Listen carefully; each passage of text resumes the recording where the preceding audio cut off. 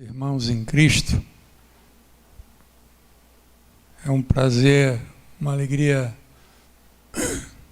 muito grande poder, mais uma vez, estar colocando os meus pés neste lugar que o Senhor escolheu para, como em todo domingo, sempre me reunir com vocês, louvar o Senhor, glorificar o nome daquele que me tem sustentado. Tem sido uma alegria muito grande todos esses anos servindo ao Senhor e sempre poder ver uns que estão conosco mais tempo, outros mais novos, que estão começando agora, alguns nos visitando, mas eu quero dizer para vocês que é muito bom para mim poder subir novamente nesse púlpito. Os irmãos me perdoem, algumas coisas são muito particulares e são coisas minhas com Deus, coisas tão íntimas que eu muitas vezes não compartilho nem sequer com a minha esposa, mas o Senhor sabe da minha alegria de poder estar aqui. Foi uma batalha muito grande, não sei porquê, nesse dia todo fiquei um pouquinho aflito, não sei porquê, sinceramente, não sei se existiu em meu coração, em algum momento, um sentimento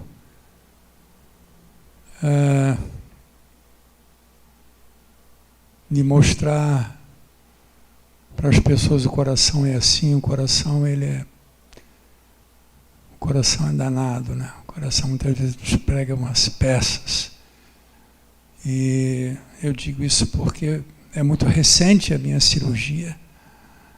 Os irmãos sabem o tamanho da cirurgia que eu passei.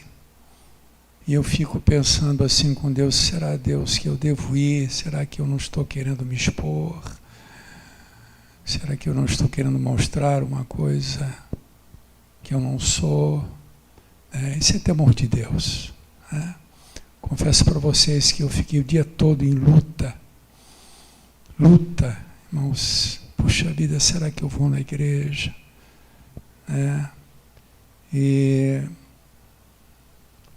Mas eu creio, nesse momento, depois de estar com os meus pés neste púlpito, seguramente era a vontade de Deus, sim, que eu pudesse estar aqui. Eu já estava bem mais forte a partir da semana passada, sábado, domingo, mas, como os irmãos sabem, eu iniciei a quimioterapia nessa terça-feira.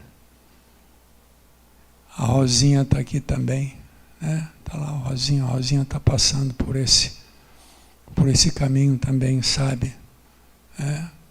Cada um sente de uma maneira, mas eu achei que talvez pudesse ser um pouco mais fácil, levando em consideração a gravidade da minha cirurgia, do meu diagnóstico, né?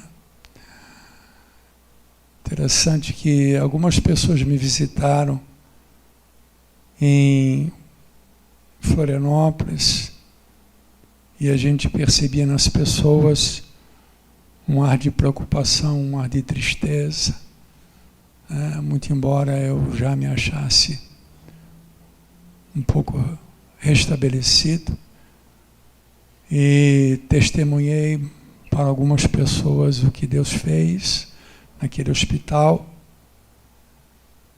e eu vi tristeza assim no olhar de algumas pessoas, e teve alguém que me disse, puxa, pastor, a gente chega aqui e a gente vê uma coisa diferente.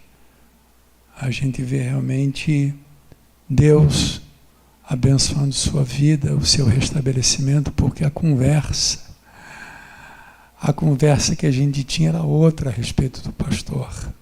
E eu pude entender que boa parte das pessoas, não por maldade absolutamente, mas em função da gravidade do que era o caso,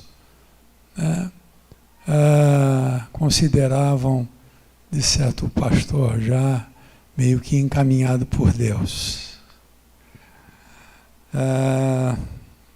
Mas eu entendo que não tinha nada a ver com isso, com o fato de Deus me levar.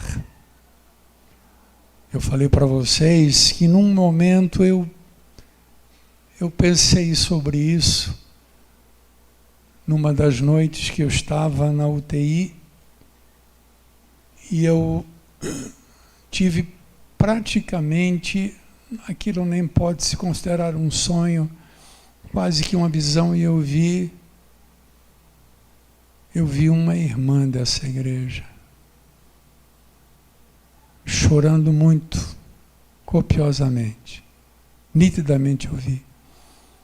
E quando eu me acordei, eu perguntei para Deus: Deus, esse é sinal que o Senhor vai me levar? Porque era o choro de alguém que chorava, alguém que partia. Mas, com o passar dos dias, e vendo os relatos dos médicos, insistentes, repetitivos, em dizerem que estavam surpresos, não foi um médico, 2 médicos. O médico, dono da clínica onde eu estou hoje fazendo o tratamento, depois de ter ouvido isso do meu cirurgião e do meu clínico oncológico, Dr. Railca, o próprio Dr. Marcelo, acompanhado de minhas 2 sobrinhas, entrou no quarto e quando ele olhou para mim, ele se surpreendeu ao ver a minha disposição, a minha alegria, o meu ânimo. Mas eu não imaginava que a segunda fase também é meio punk. Vai ser longa. Vai ser longa. Eu fiz uma. E o doutor falou assim: olha, Fernando, existem alguns sintomas que as pessoas normalmente sentem depois que fazem a químio. E aí ele citou ali uns 4, 5 sintomas. E eu fui sorteado com aí uns 3 ou 4. E com o perdão do meu Senhor, o Senhor sabe que eu não estou mentindo, é chato. É chato. Fiz a químio na terça-feira.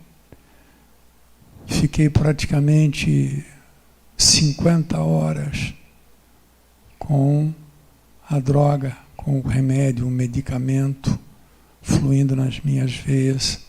5 horas e meia na clínica e depois mais 40 e tantas horas em casa, com um infusor conectado ao meu catéter. Eu tenho um catéter aqui no peito, aqui em cima. E a partir da quarta-feira começou. A comida se tornou minha inimiga. Mas no fundo eu sei que ela é minha amiga. Talvez eu tenha me tornado inimigo dela, porque o paladar, o cheiro, falta de apetite, é muito ruim. E ainda outras coisas, como crise de soluço. Eu nunca entendi, eu nunca soube o que é soluço, irmão. Parecia um cabrito berrando. E outro mais, ainda fui contemplado com um soluço duplo, irmão, nunca vi isso. Normalmente a gente fala, né? É uma coisa alta e duplo, turbinado, né? Durante meia hora. A minha esposa ficava assustada, eu disse, meu Deus, o que é isso, né? Meia hora, 40 minutos. Tomava um copo d'água, botava na boca. Tudo é pesado, né? E aí eu me lembrei do meu cirurgião, quando eu fiz a primeira consulta depois da cirurgia, já estava de alta, e ele disse assim, Fernando, você tem que entender uma coisa. Vai chegar um momento na químio que a comida para ti e os suplementos serão para ti como remédio. Você não tem como rejeitar. E eu entendi depois. Eu estou no começo ainda. E eu já senti o que é. Eu que sempre fui guloso, sempre gostei de comer, essa coisa toda. Nossa família toda é assim, né? E as coisas adquirem um cheiro, a água, tudo é assim, né? E de repente eu me peguei pensando, puxa, eu estou na primeira de 12, né? Eu vou até novembro. A voz, vocês repararam, já bateu de novo, eu estava com a voz totalmente restabelecida, e eu acho que talvez até em função do próprio vigor, né? Porque a quimio, ela joga a gente realmente para baixo, né? Eu não posso planejar absolutamente nada como serão esses próximos meses com relação às atividades da igreja, mas de certeza aos domingos eu vou querer estar na igreja pregando. Domingo que vem, se Deus quiser, já vou estar lá no tabuleiro e depois venho para cá. Quarta-feira agora eu ainda estou pensando se vou ter condições de estar aqui com os irmãos. Isso a gente decide até terça-feira. Parece-me que quarta-feira é feriado. É isso? Quarta acho que é feriado, né? Quinta também? Ou é quinta que é feriado? Quinta é feriado. Já estão dizendo que quarta é feriado. Pô, mas também... Então depois nós vamos conversar com os irmãos e a gente decide. Eu estou muito ansioso por retomar os estudos, mas eu não posso vacilar porque eu tenho que cuidar também, né? É um processo que eu tenho que cuidar bastante. E eu peço que os irmãos continuem orando por mim, pela minha saúde, né? E para que eu possa suportar e passar esse processo agora da químio, né? O que experimentei no hospital, as coisas que eu vivi no hospital, jamais conseguirei relatar num testemunho, numa noite. Jamais. Foram muitas experiências boas e experiências difíceis. Talvez a experiência mais difícil que eu experimentei foi uma única vez em que eu me senti só. Deus sabe que estou falando. Em todos os outros momentos, eu senti como que Deus me acolhendo nos seus braços. Vocês sabem, o pastor sempre fala isso, quando eu falo sobre a oração, quando eu falo sobre a bênção que é a oração, sentir-se acolhido. E ali no hospital não foi diferente. Sempre me sentindo acolhido. Mas houve um momento em especial que eu não desejo para ninguém. E eu me senti, e Deus sabe que estou falando a verdade, a minha sensação, né? A minha impressão aquele momento é que Deus tinha se afastado, pelo que sentiu o meu coração. No momento em que eu me despedi dos meus filhos, da minha esposa, e eu sabia o tamanho da cirurgia que eu ia fazer. Irmãos, eu cortei fora 1/3 do pâncreas. Eu cortei fora metade do estômago. Eu tirei fora a vesícula. Eu tirei fora o duodeno. Hoje não existe cirurgia maior do que essa. Eu brinco e digo que quando se lê o nome da cirurgia já dá vontade de rir por causa do tamanho do nome. E o tamanho do nome demonstra o tamanho da cirurgia. Inconstitucionalissimamente, aquele nome que a gente dizia é muito pequeno comparado com o nome da cirurgia. E eu sabia da gravidade, eu não sabia que as minhas chances, segundo o relato de algumas pessoas, elas seriam cientificamente, humanamente falando, menores de eu superar a cirurgia em cima. Durante a cirurgia, as chances, alguém que disse que as chances seriam maiores de eu não suportar. Perdi muito sangue, tudo isso. Então eu já tinha mais ou menos, eu já tinha uma noção mais ou menos do que eu ia experimentar. Mas sempre com a esposa, com os filhos, e filho orando, neta orando com a gente, né? As pessoas, pastor Lincoln, algumas pessoas que estiveram lá e me visitando lá no hospital, Romero, Thay, algumas pessoas que me visitaram. Mas chegou o momento de eu ir para a cirurgia.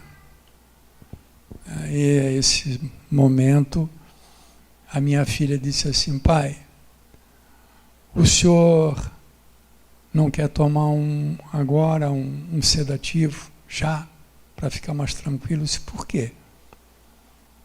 Isso é complicado, pai. Eu já tinha feito a cirurgia o ano passado do ombro, vocês sabem que eu operei o meu ombro. O ombro foi café com leite, né? Comparado com o que eu fiz agora. Muito embora senti muita dor, na cirurgia do ombro senti dor. E nessa, diferentemente, não senti dor. Mas eu sabia.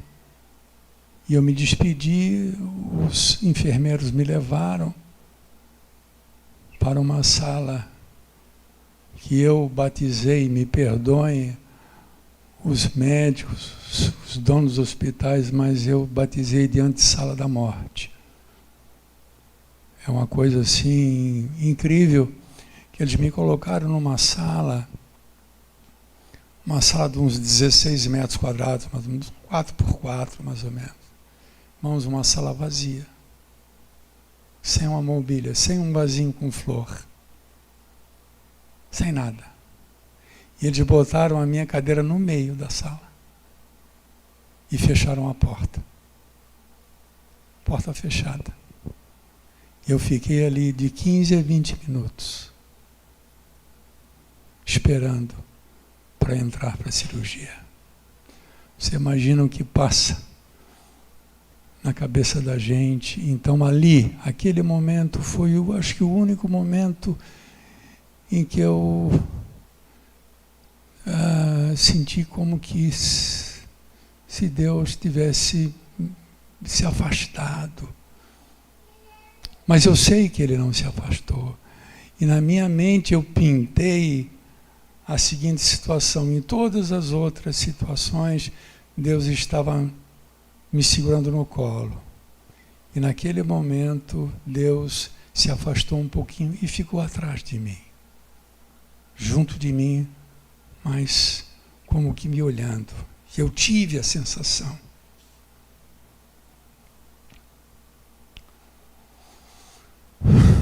De estar só. Fora isso, foi só experiências com Deus agradáveis.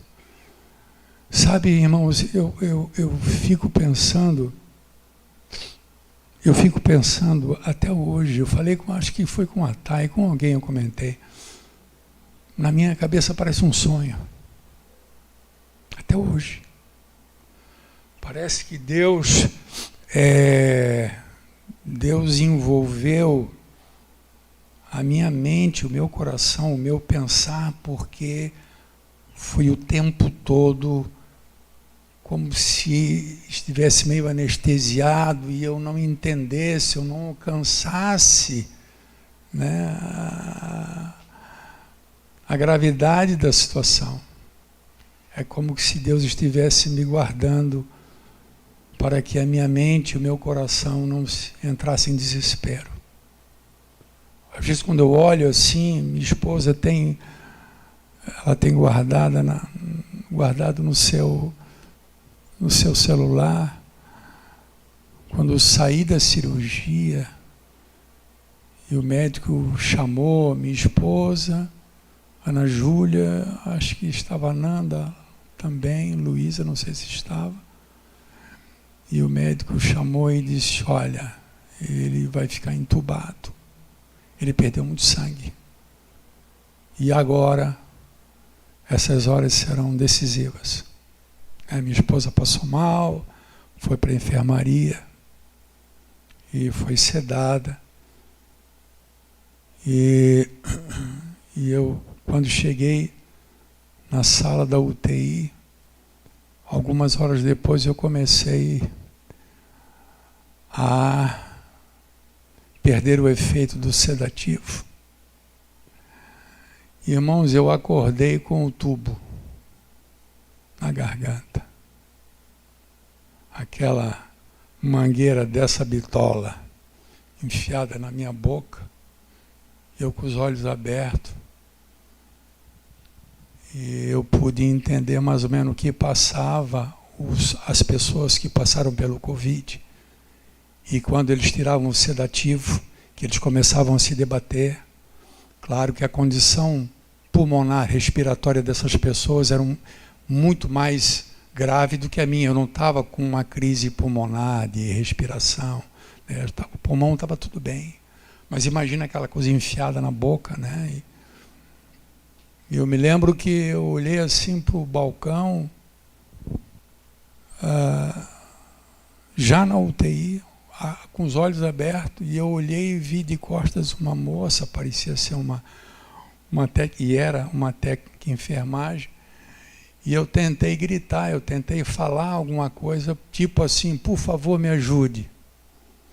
E quando eu fui falar, eu fiz assim, ó. Não sei, nenhuma subiu, irmãos, porque acho que as cordas vocais ficam todas paralisadas, não tem como, que aquilo está tudo trancando ali dentro, né? E eu tentava, como ela não virava para trás, eu comecei a bater na minha perna, irmão, acordado, para ver se ela olhava para mim. E eu com aquele tubo enfiado. Me lembro uma hora que ela gritou: não faça isso, seu Fernando. Eu acho que eu levei a mão para tentar puxar e me prenderam. Mas eu fiquei sedado. Eles tentaram me sedar e não conseguia. E um casal que estava ao nosso lado, um senhor que teve um AVC, mas ele estava bem, foi um AVC fraco, ele chegou na UTI bem. Ele disse que viu todo o movimento quando eu cheguei, e quando eu cheguei já raio-x atrás, era raio-x toda hora, batendo. E ele percebeu, a enfermeira disse: esse homem é uma coisa, esse homem ele não dorme, ele é muito resistente. E eles tentavam me sedar. Me lembro da minha esposa, me lembro da minha neta, me lembro da minha filha, dizendo: pai, está tudo bem.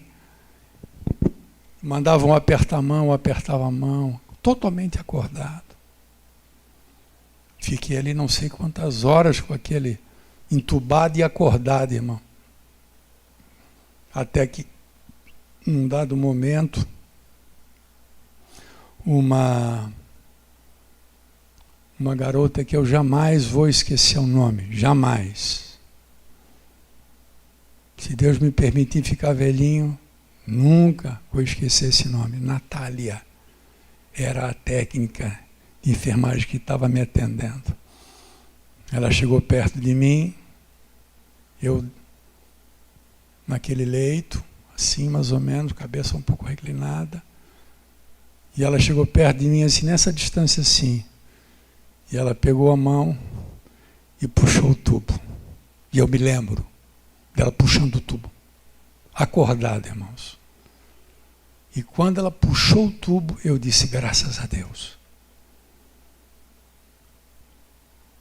Eu nunca vou me esquecer desse momento, né? E às vezes quando eu paro para pensar, conforme eu estava dizendo, disse, meu Deus, e eu vivi tudo isso, parece-me assim, ainda parece um sonho, né? Eu disse para alguém, eu creio que Deus, em boa parte, Deus tem me facilitado. Tem me facilitado esse processo. Para mim, está tomando morfina desde o primeiro dia. Me foi receitado. Um dos avisos que o cirurgião me disse antes de fazer a cirurgia, disse, Fernando, é uma cirurgia, cara, é pânico. Ô, cirurgião, você vai sentir muita dor. Eu vou te prescrever direto já morfina. Ele não me prescreveu um Traumal, ele não me prescreveu um remédio. Ele prescreveu, você vai precisar da morfina. E a médica também, que me atendeu uns 2 dias, um dia antes da cirurgia, também disse, você vai precisar da morfina, porque você vai sentir muita dor. Eu fiquei 12 dias depois da cirurgia no hospital, desses 6 dias em UTI. E desses 12 dias, 10 dias, eu tomei tão somente dipirona. E quando os médicos perguntavam para mim, você tem dor? Eu disse, não tenho dor. Não sinto dor. Sentia assim um desconfortozinho que eu sinto até hoje, mas isso em função, como se fosse alguma coisa assim, a mais, assim, é um desconfortozinho. Nunca senti dor, nenhum momento. Senti um pouquinho quando me vinha um acesso de tosse, você imagina, eu com mais de 30 pontos na barriga, né? Então eu tossia.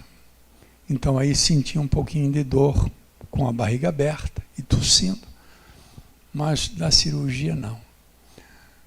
E a minha sobrinha, que é funcionária da clínica onde eu estou agora, no dia que eu fui fazer a químio, disse, tio, e as dores, como é que foram? Eu disse, Raquel, querida, o tio não sentiu dor. Ela disse, o tio está falando sério? Estou falando sério, não senti dor. Mas Deus é assim, irmão, né? Fez eu não sentir dor, fez eu passar por aquilo, mas permite hoje eu ficar um pouquinho enjoadinho. Alguma coisa também a gente tem que passar, né, irmãos? Amém? Eu confesso para vocês que eu ia falar praticamente nada. Hoje eu preparei uma mensagem, Deus me deu uma mensagem, e claro, não vou poder desenvolvê-la como eu intencionava, mas os irmãos vão entender o recado do que Deus colocou em meu coração. Essa mensagem, ela se intitula A Bênção de Malta. A ilha de Malta. A bênção que chegou à ilha de Malta.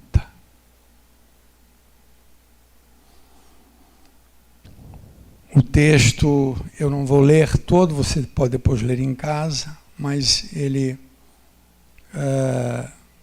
se encontra no capítulo 28, a partir do versículo 1, e a partir do versículo 7, Diz o texto que perto daquele lugar havia um sítio pertencente ao homem principal da ilha de Patmos, chamado Públio, o qual nos recebeu, hospedou benignamente por 3 dias. E aconteceu achar-se enfermo de disenteria, ardendo em febre, o pai de Públio. Paulo, que estava na ilha, foi visitá-lo. Orando, impôs as mãos, curou. À vista desses acontecimentos, os demais enfermos dele vieram e foram curados, os quais nos distinguiram com muitas honrarias. E tendo nós de prosseguir viagem, nos puseram a bordo tudo que era necessário, depois de 3 meses, diz o texto no versículo 11. Quando a gente olha especialmente para o versículo número 8, o versículo número 9 desse capítulo, nós vemos que Deus, Ele envia uma grande bênção para essa ilha chamada Malta. Pelo fato de Paulo ter permanecido nessa ilha 3 meses, é muito provável que essa ilha foi evangelizada. As pessoas não somente foram curadas, as pessoas foram evangelizadas. Houve bênção na ilha de Malta. Mas o curioso é que essa bênção que chegou nessa ilha, essa bênção de Deus, ela aconteceu aparentemente por algo que ninguém planejou. Paulo tinha saído preso num navio para ir a Roma. Seu destino era Roma para ser julgado e por algum tempo preso.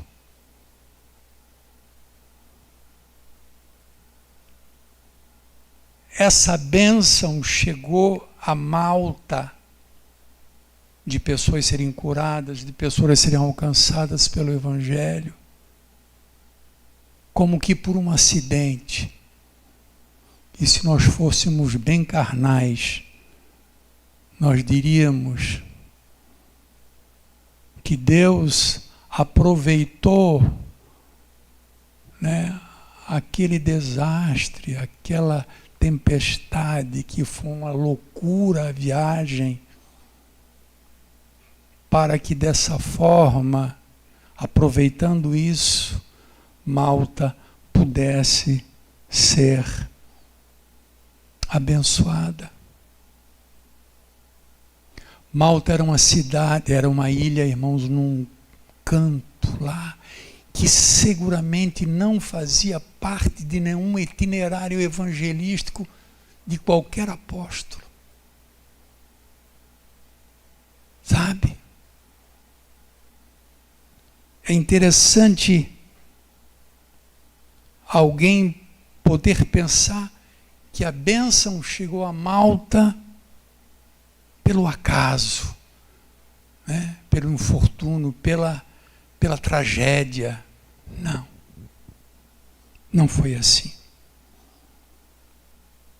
Não foi por causa de um acidente, não foi por causa de um naufrágio. A bênção chegou a Malta porque estava nos planos de Deus abençoar Malta. Eu nunca preguei sobre essa palavra e nunca vi ninguém pregar sobre essa palavra.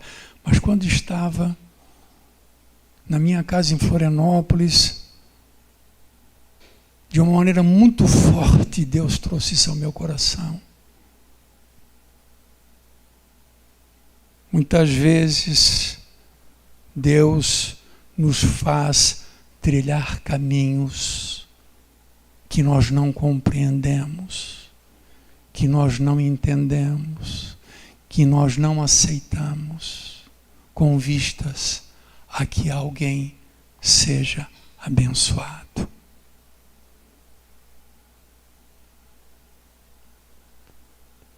Ainda bem que nós não compreendemos totalmente Deus, porque Deus é grande demais. Por que digo isso? Deus não poderia ter programado uma viagem tranquila, planejada, para Paulo, dizendo: Paulo, eu quero que você vá até Malta, evangelizar e ganhar almas para mim. Mas não foi assim. Não foi assim. Não foi um acidente. Tudo aquilo, por mais que a gente não possa compreender, foi planejado por Deus. Não foi um plano de Paulo ir para Malta. Não foi um plano do piloto do navio ir para Malta. Mas quando, em meio a todo o pânico, porque o mar já se mostrava, a navegação já se mostrava totalmente desfavorável, e Paulo ainda tenta advertir a tripulação: vamos ficar em tal porto, não vamos prosseguir, porque corremos o risco não só da carga, mas das vidas. Mas a Bíblia diz que o piloto, que o comandante, eles não quiseram ouvir Paulo. Deus estava por trás disso tudo, de uma maneira incrível. Porque se Paulo tivesse sido escutado, ouvido, e eles tivessem esperado passar todo aquele tempo e invernado naquele porto, nada daquilo aconteceria e Malta ficaria para trás. Por isso eu afirmo que muitas vezes Deus tem coisas preparadas para aqueles que estão preparados, para aqueles que são capacitados por Ele, fortalecidos, a passarem, a experimentarem, não só no sentido de adquirirem, de crescerem, como diz o cântico: cada vez que a minha fé é provada, tu me faz crescer um pouco mais. Não somente isso, mas de alguma forma levar, ser bênção em caminhos que normalmente nós não gostaríamos de trilhar. O caminho de Malta é o caminho da tempestade, é o caminho do perigo, é o caminho do risco, é o caminho do medo, da desesperança, muitas vezes. Mas isso estava tão determinado por Deus, toda essa situação. Eu não sei se você tem capacidade de crer nisso que eu estou falando.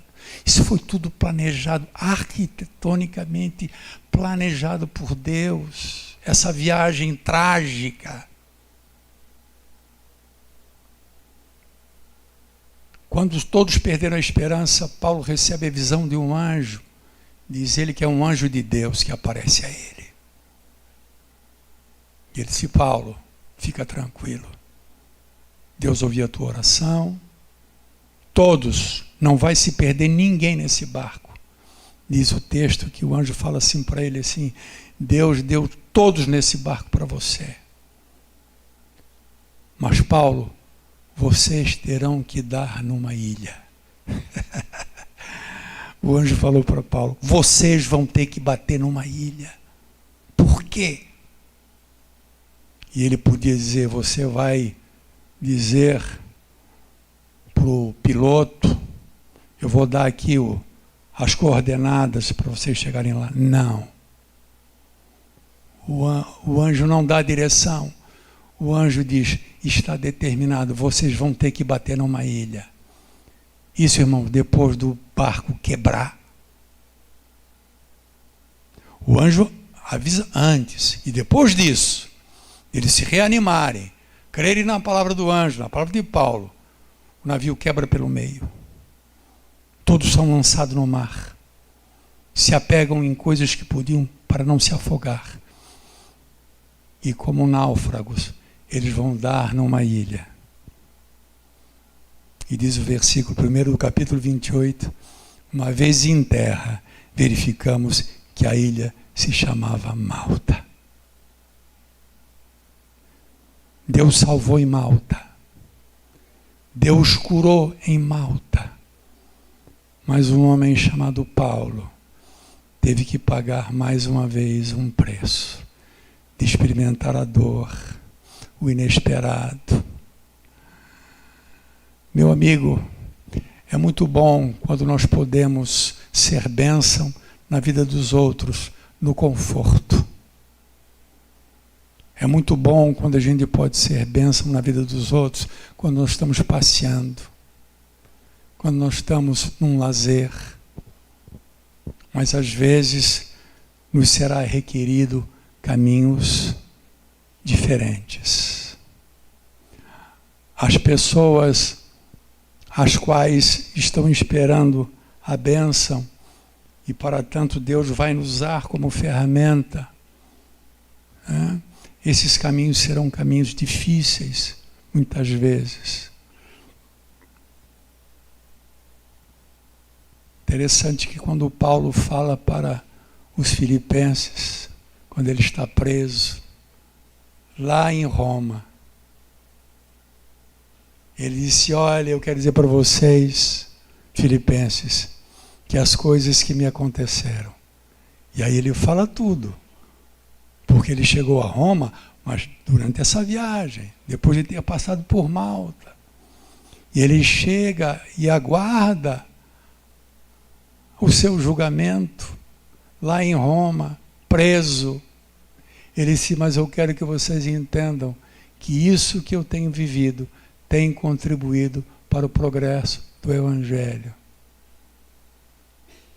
Paulo pregou como pouco para toda a guarda pretoriana. Paulo ganhou pessoas da casa de César num caminho também difícil. O caminho de Malta é um caminho complicado, como é o caminho de Roma.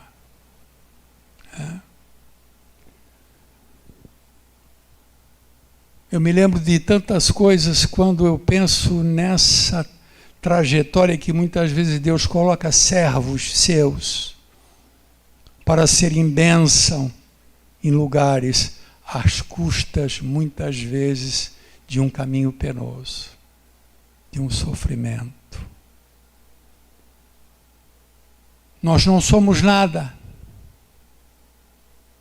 Jesus Cristo é tudo. Porque só Ele pode salvar.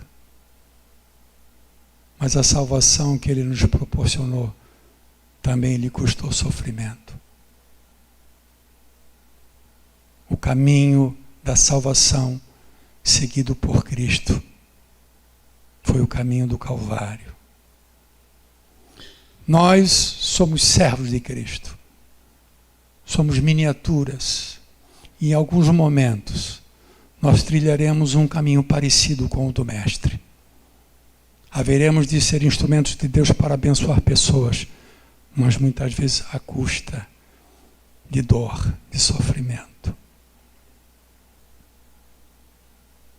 A igreja estava em Jerusalém, pregando, a igreja crescendo de certa forma, mas haviam pessoas em Samaria que precisavam ser abençoadas em Samaria. O evangelho precisava chegar em Samaria. Haviam endemoniados em Samaria. Haviam enfermos em Samaria. E como chegar a bênção de Deus a Samaria? Deus manda a perseguição sobre a igreja. A igreja sofre. Adeus emprego, trabalho, adeus casa, perna para quem tem, porque senão é morte, perseguição. Se o caminho de Malta é o caminho do naufrágio, o caminho de Samaria é o caminho da perseguição. E a Bíblia diz que lá em Samaria, quando Filipe chegou, pessoas unanimemente ouviam a sua mensagem, porque viam os sinais, viam as pessoas serem libertas, viam os enfermos sendo curados. E a Bíblia diz que houve muita alegria naquela cidade. Interessante, irmãos. Eu olho para mim e tudo que eu passei nesses dias, talvez em todos os anos da minha vida, Deus nunca me deu tanta ousadia para falar. Para médicos, para enfermeiros, para técnicos de enfermagem.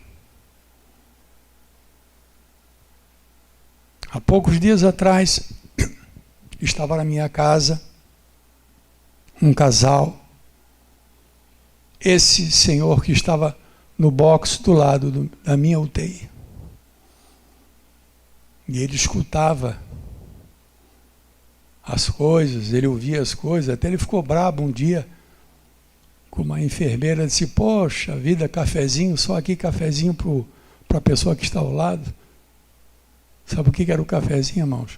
É que de 4 em 4 horas eu derramava 300 ml de sangue em 2 copos. E era uma coisa meio escura, e ele só via a enfermeira sair do meu box com aqueles dois. Ele disse, não pode vir um cafezinho para mim?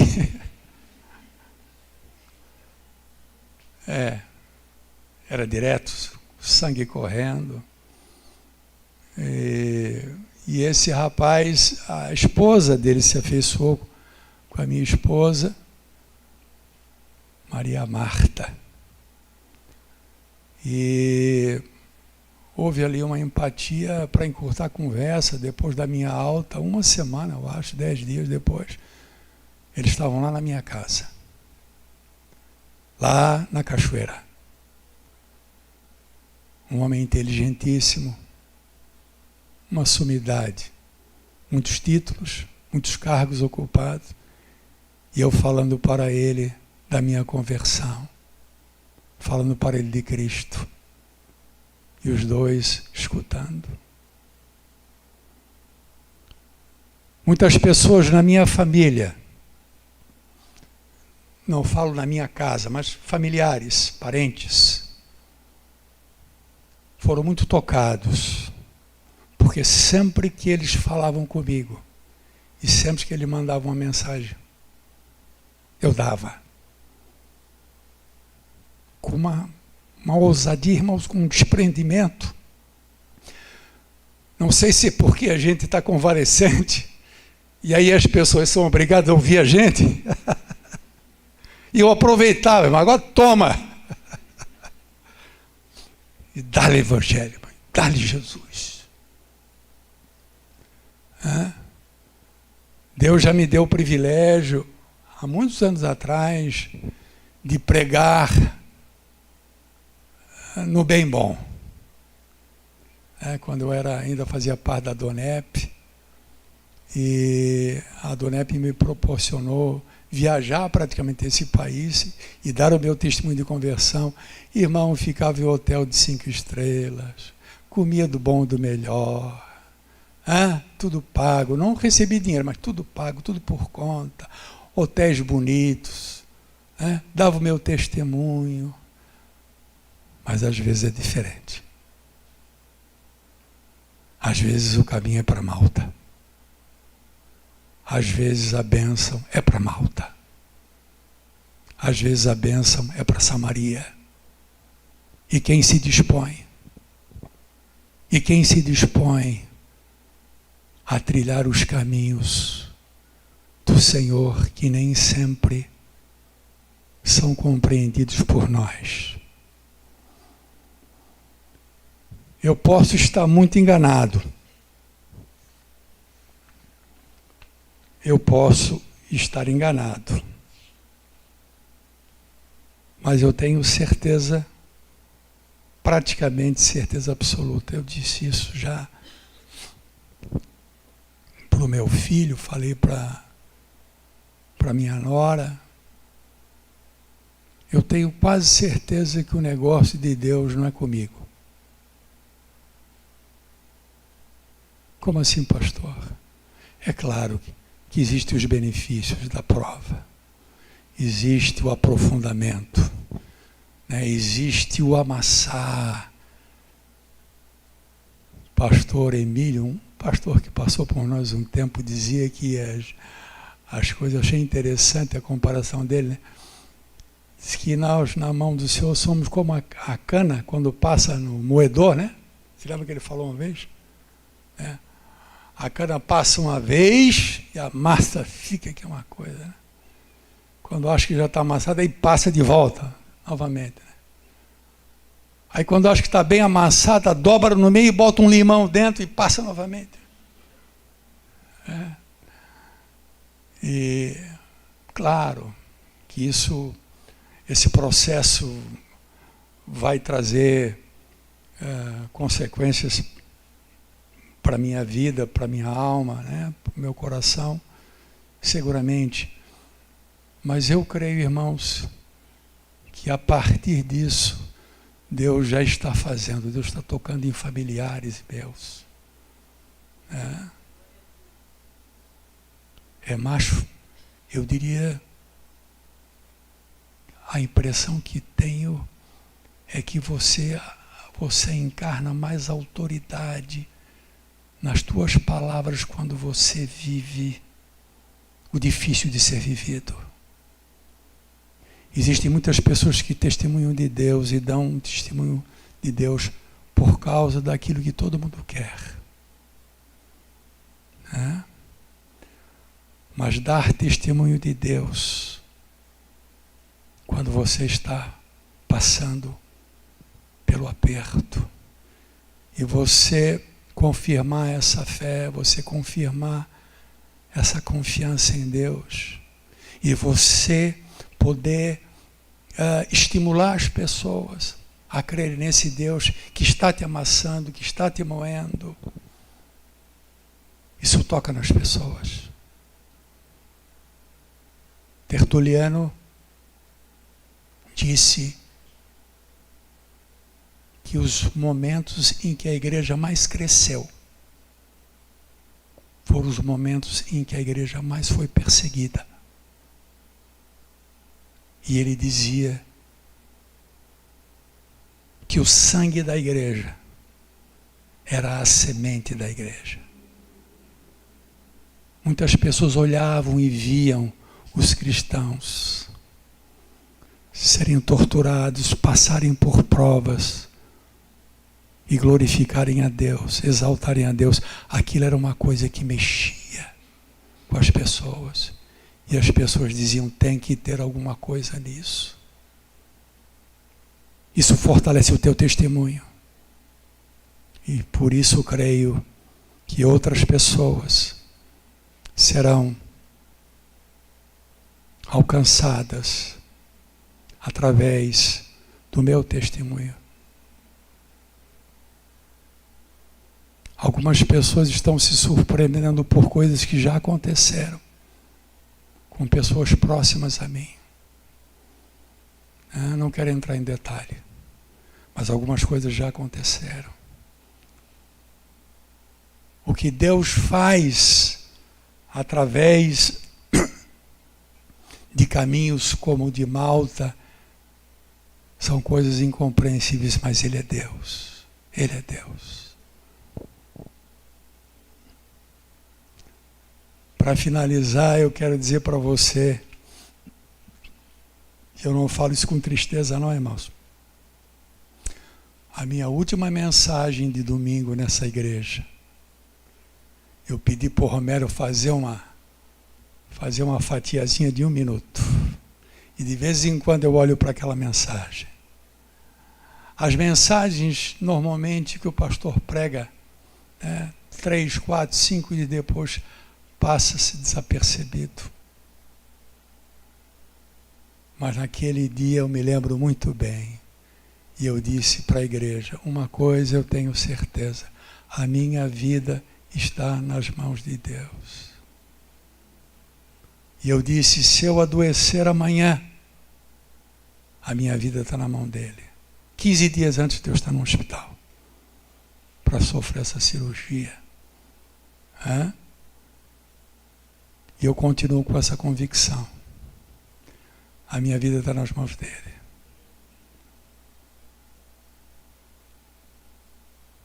Fique de pé em nome de Jesus, querido.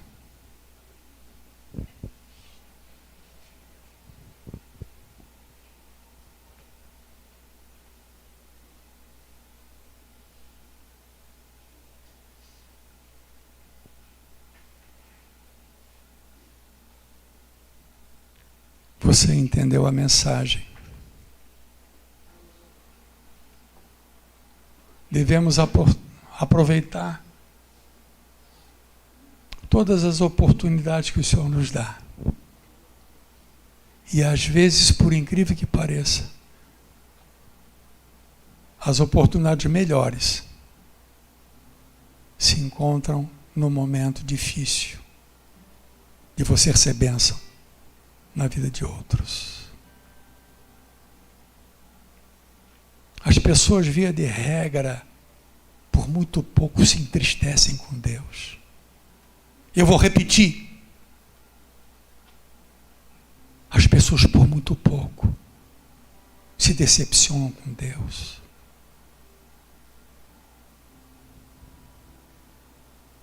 Vamos glorificar o nosso Deus. Quando tudo aparentemente está bem, mas quando tudo parece estar escuro. Vamos proclamar nossa fé nesse Deus que cuida de nós.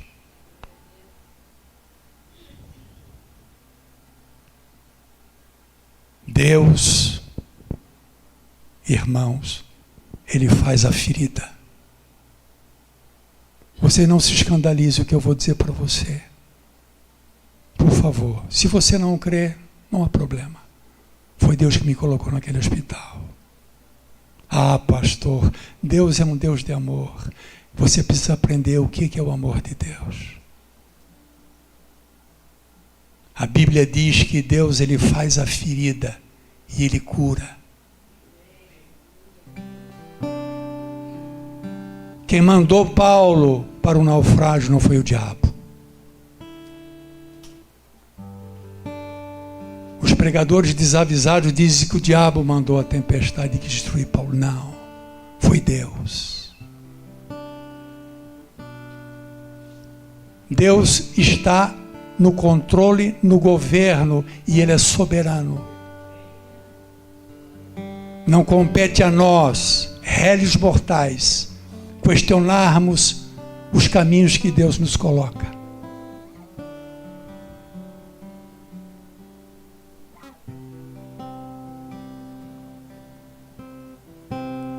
Eu creio nisso.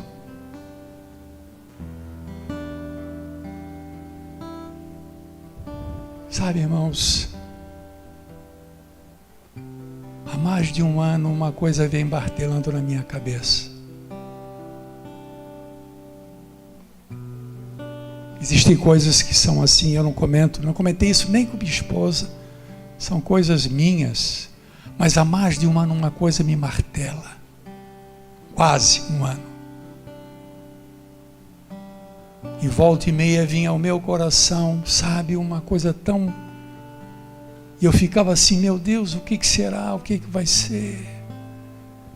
Mas o que vinha ao meu coração era tão somente: meu filho, você vai ter que ser forte num momento. Eu nunca soube o que seria. E quando eu estava lá na UTI, eu me lembrei.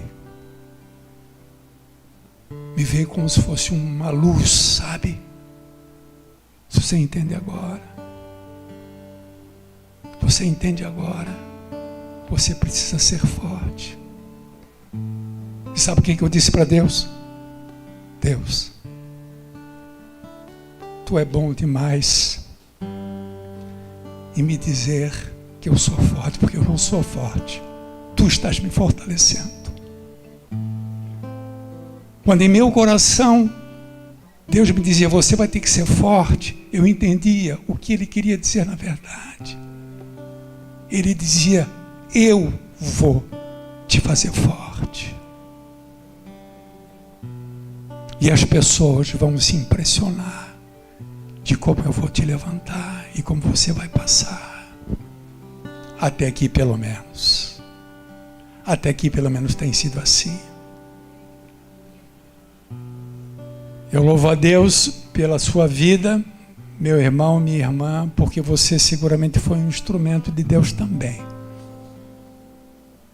Para Deus me conduzir nesse caminho que não cessou. Por isso não deixe de orar por mim. Continue orando por mim. Continue orando por mim, eu preciso. Ai, irmão, eu achei que ia ser diferente essa aqui, meu irmão. Mas eu já senti que a carreta não é tão menor que a primeira, não. Rosinha, estamos firmes, Rosinha. Estamos firmes. Ele comprou a nossa vida, Rosa. Nós somos dele. Nós pertencemos a Ele.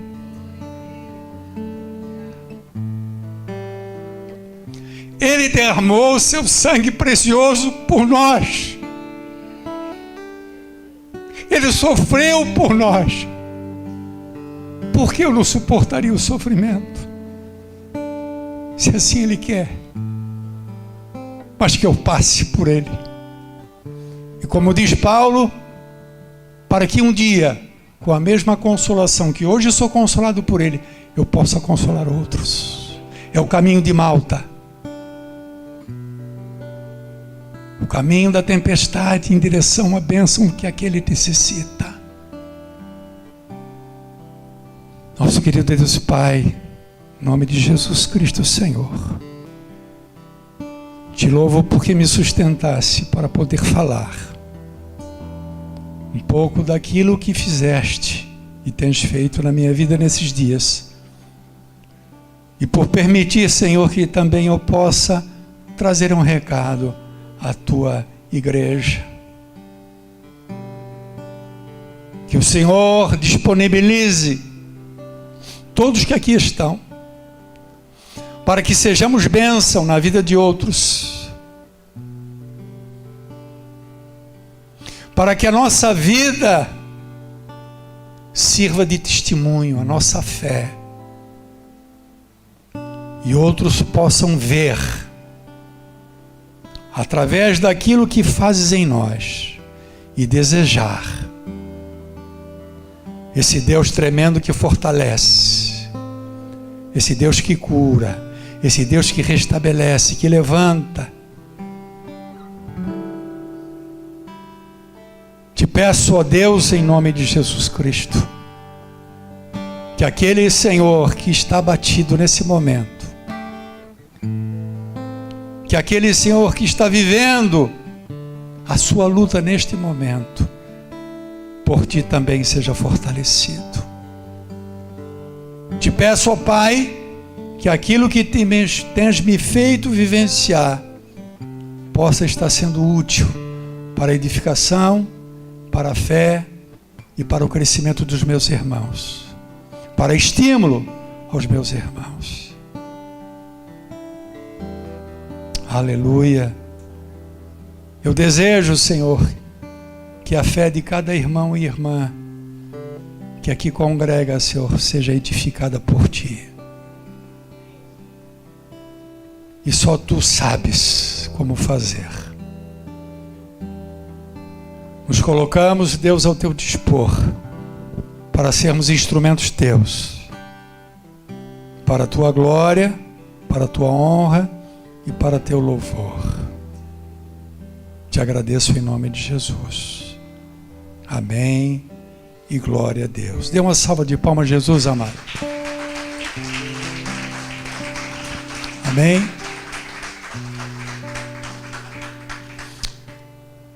Amados, reiterando para vocês então, que alegria poder estar com vocês, que bom ver vocês de novo. Espero que vocês tenham ficado contentes também em me ver, perdoe, a voz está um pouquinho fraquinha aí, está falhinha, né? Mas continua orando pelo pastor, amém? Eu preciso da oração dos irmãos. Com relação à quarta-feira, depois a gente ainda vai tomar uma decisão, como nós